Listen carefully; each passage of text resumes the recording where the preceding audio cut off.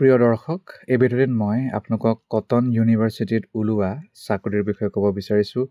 Cotton ইউনিভাৰ্চিটিৰ বিষয়ে আপোনালোকে জানেই, পাণবজাৰ গুৱাহাটীত আছে। অফিচিয়েল ৱেবছাইট হৈছে www.cottonuniversity.ac.in আৰু ইমেইল হৈছে registrar@ccsu.ac.in।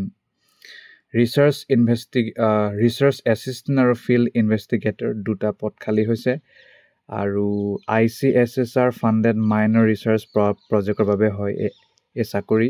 Reverse as catalyst for sustainable development goals exploring the potential for reviving the Bharalu river in Guwahati city of north east India. এই প্ৰজেক্টটোৰ বাবে দৰমহা ৰিচাৰ্চ এছিষ্টেণ্টে 37,000 প্ৰতি মাহে লাভ কৰিব।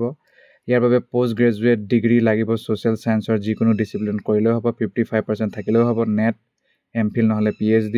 এবছৰ যদি আপোনাৰ ৰিচাৰ্চ এক্সপিৰিয়েঞ্চ আছে ৰিচাৰ্চ এছিষ্টেণ্ট হিচাপে, তেতিয়াহ'লে আপোনাক ডিজাৰেবল বুলি ধৰা হ'ব, নহ'লেও নাই। এটা পদ খালী 9 মাহ হ'ব এপইণ্টমেণ্টৰ পৰা। ছেকেণ্ড, ফিল্ড ইনভেষ্টিগেটৰ 20,000 টকা প্ৰতি মাহে লাভ কৰিব। পষ্ট গ্ৰেজুৱেট ডিগ্ৰী হ'লেই হ'ল। ছ'চিয়েল ছায়েন্সৰ যিকোনো ডিচিপ্লিনত 55% লাগিব। এক্সপিৰিয়েঞ্চ যদি আছে field work based data collection in any project, তেতিয়াহ'লে আপোনাক ডিজাৰেবল বুলি ধৰা হ'ব। এটা পদ খালী 3 মাহ কাৰণে হ'ব। এলিজিবল আৰু ইণ্টাৰেষ্টেড কেণ্ডিডেটে তেওঁলোকে লেটেষ্ট CVটো পঠাব লাগিব ছাপৰ্টিং ডকুমেণ্ট লগত। 12 দিনৰ ভিতৰত কটন ইউনিভাৰ্চিটিৰ ৱেবছাইটতে ছফ্ট কপি আৰু হাৰ্ড কপি পঠাব পাৰিব ইমেইল IDৰ দ্বাৰা।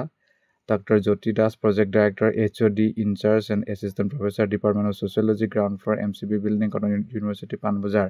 ইমেইল ID হৈছে jyoti.das@cottonuniversity.ac.in। শ্বৰ্ট লিষ্টেড কেণ্ডিডেটসকলক ইণ্টাৰভিউত মাতিব ইমেইলৰ দ্বাৰা।